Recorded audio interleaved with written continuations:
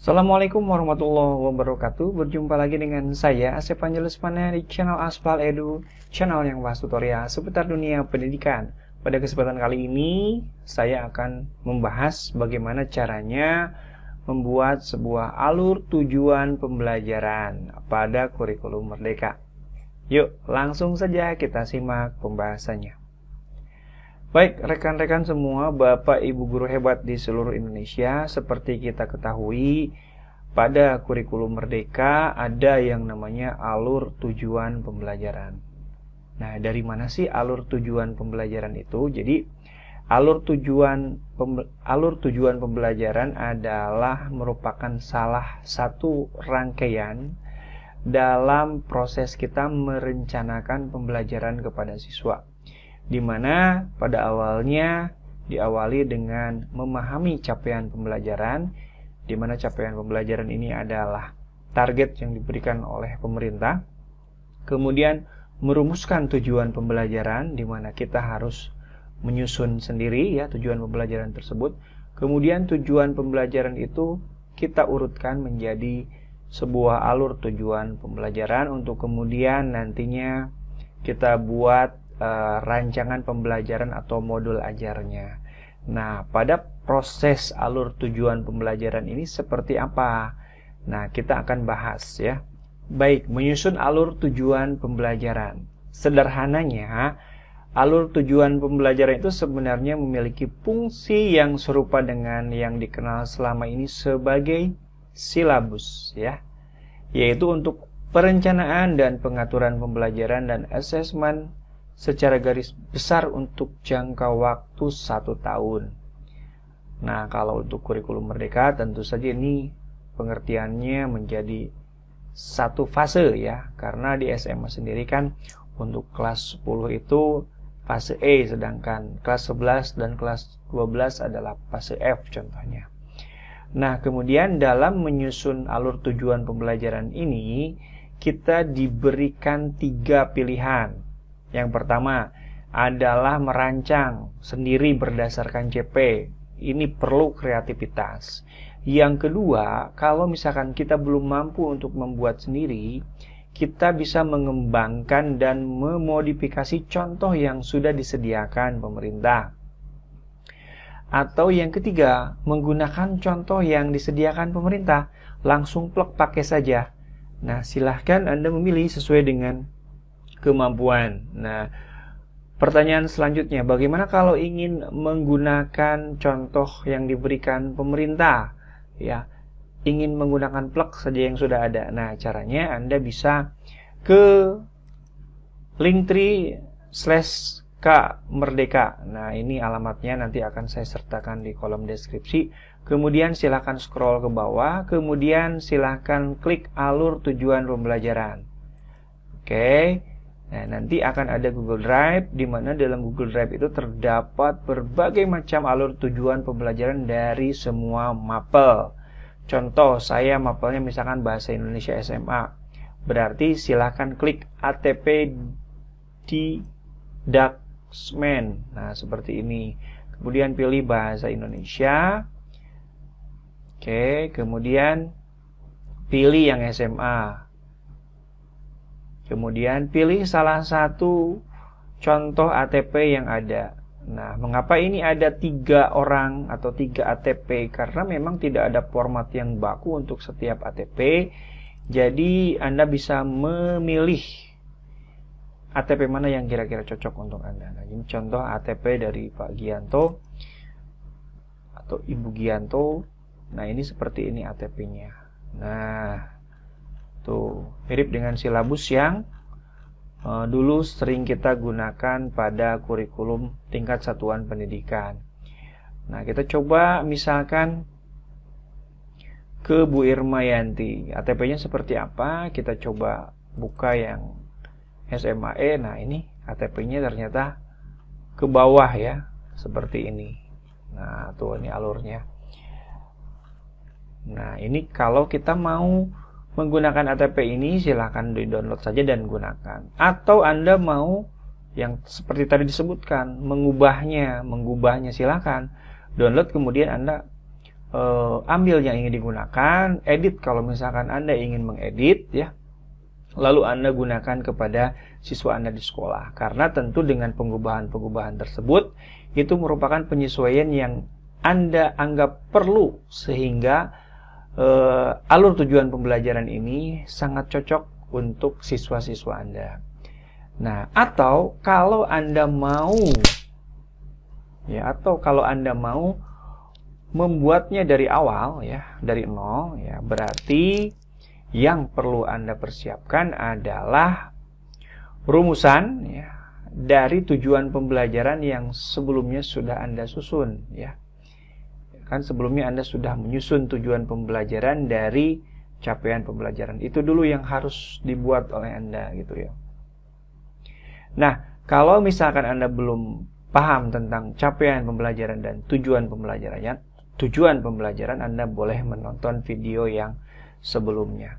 Nah, contoh saya misalkan sudah memiliki tujuan pembelajaran yang saya buat tersendiri. Saya contohkan misalkan di sini untuk mapel yang saya ajar ya.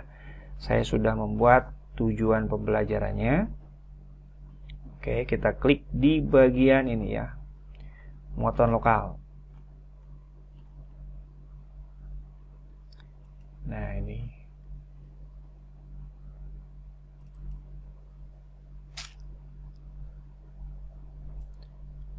Nah, misalkan ini tujuan pembelajaran yang sudah saya susun sendiri ya.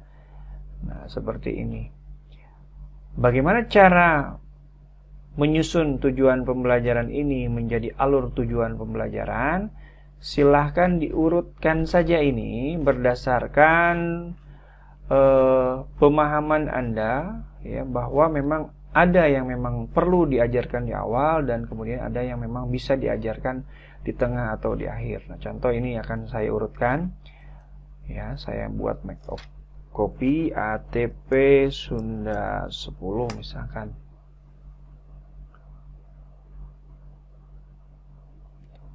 Oke, saya tinggal memilih mana dulu yang ingin saya ajarkan. Nah, misalkan saya tulis saja di sini ya, ATP. Oke. Kita buat saja dengan seperti ini ya, dengan titik atau bullet ya.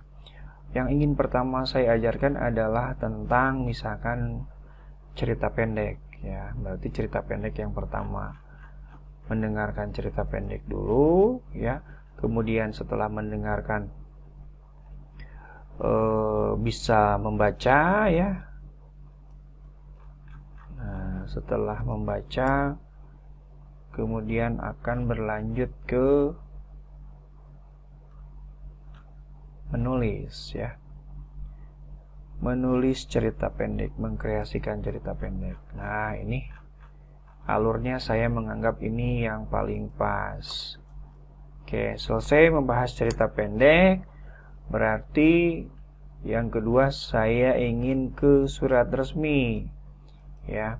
Apakah dari mendengarkan dulu pembacaan surat resmi? Bisa iya, ya, ataukah mau dimulai dari membaca dulu? Boleh. Misalkan kalau untuk surat resmi kita mulai dari membaca dulu, itu bebas ya, membaca surat resmi, kemudian mendengarkan atau memahami, kemudian yang terakhir adalah menyusun. Oke, menyusun surat resmi. Nah, oke. Ini sudah ya, sudah saya ambil beberapa. Kemudian yang kedua ini belum diambil ya, yang menganalisis unsur instruksi Charpon. Coba sudah apa belum ya? Oh, sudah, ini sudah. Ini juga sudah. Nah, sekarang pada mapel diskusi. Nah, pada mapel diskusi langsung saja ini dua saya urutkan menjadi seperti ini. Nah, oke. Menyusun surat resmi. Oke, ini juga sudah. Kemudian yang selanjutnya tentu saja yang ini, mengkreasikan sebuah teks aksara Sunda pada sebuah blog. Ya. Nah, ini. Kita hitung ya. 1 2 3 4 5 6 7 8 9 1 2 3 4 5 6 7 8 9. Oke, kita beri nomor sekarang ya. Ganti bulletnya sekarang dengan angka. Oke. Nah, seperti ini. Selesai dalam 1 tahun. Jadi yang akan saya ajarkan adalah ini ya kepada siswa-siswa kita. Tentu saja ini menjadi lebih ringan dibandingkan dengan misalkan sebelumnya, di mana sebelumnya saya harus mengajarkan dalam KTSP ya. Dalam 1 semester harus mengajarkan misalkan 7 KD ya. Dengan waktu hanya 1 jam, saya keteteran gitu ya. Nah, dengan model yang seperti ini, saya rasa ini semakin logis bagi saya untuk mengajarkannya kepada siswa, karena saya tahu ini yang paling mudah untuk diajarkan kepada siswa. Karena apa? Karena yang menentukan tujuan pembelajaran adalah saya sendiri. Dan saya memiliki waktu yang sangat panjang untuk mengajarkan ini kepada siswa ya, sesuai dengan kebutuhan mereka. Kalau misalkan ada siswa yang memang dirasa membutuhkan perhatian yang lebih, maka treatment dari saya pun bisa dilakukan dengan maksimal sampai benar-benar tujuan pembelajaran ini tuntas ya. Tuntas. Jadi tidak ada lagi yang tidak tuntas. Nah, inilah kekhasan dari kurikulum Merdeka, di mana kita bisa ya mengajarkan materi-materi dengan lebih leluasa karena waktunya panjang. Nah, seperti ini.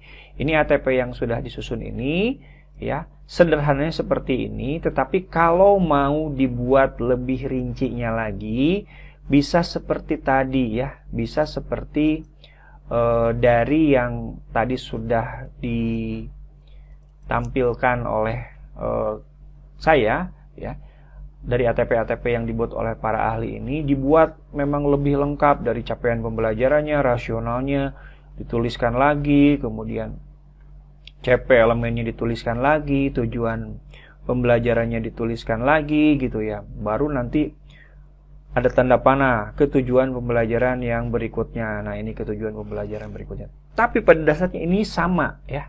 Dari tujuan pembelajaran yang satu beralih ke tujuan pembelajaran kedua, beralih ke tujuan pembelajaran yang ketiga. Cuman memang ini lebih lengkapnya dilengkapi dengan apa? Dilengkapi dengan jam pelajarannya dan dilengkapi dengan profil pelajar Pancasilanya.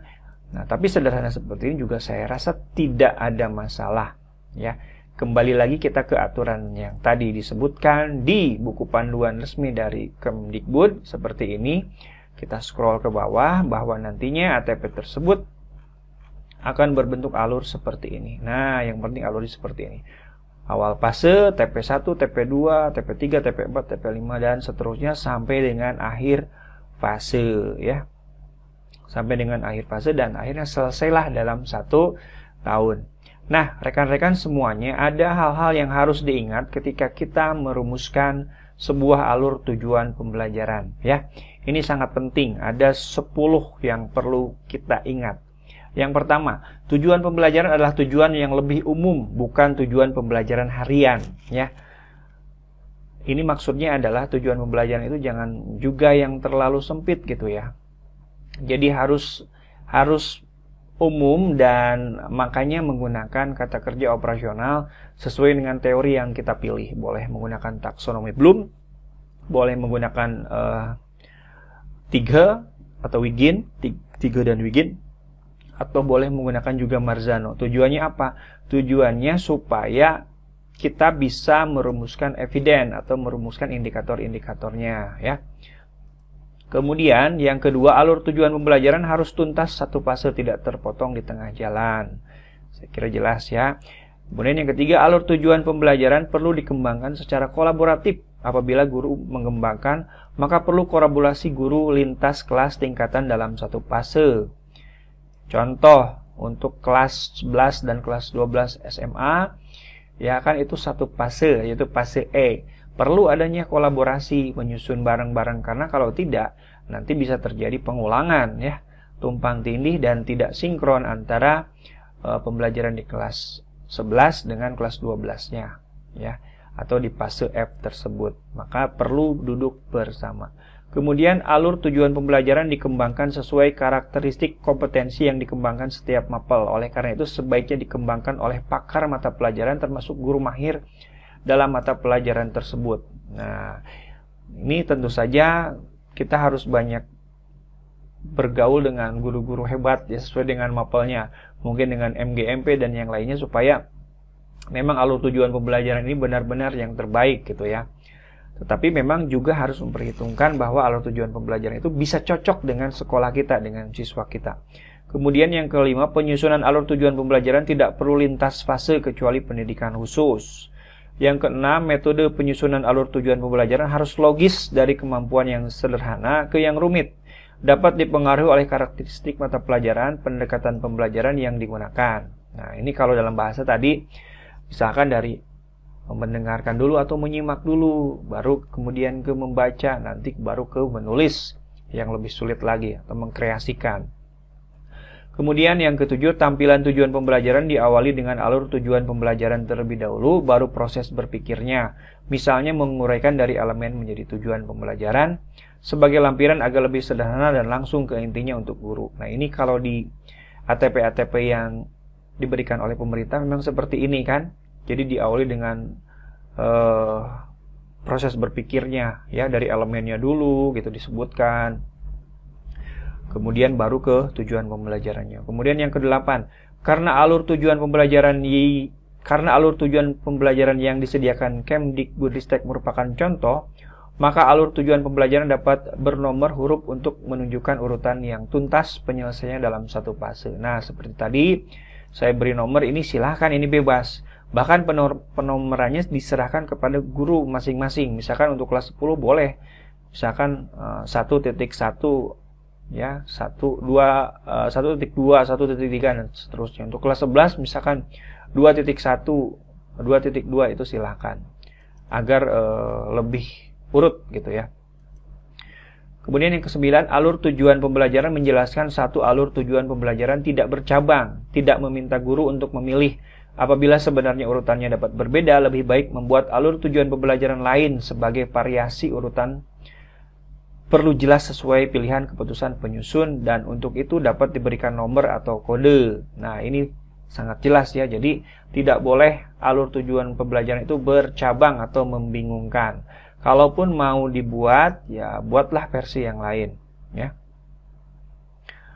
Kemudian yang ke-10, alur tujuan pembelajaran fokus pada CP, bukan profil pelajar Pancasila, dan tidak perlu dilengkapi dengan pendekatan strategi pembelajaran pedagogik. Nah, ini saya kira jelas bahwa alur tujuan pembelajaran ini orientasinya ke CP, tidak kepada profil pelajar Pancasila.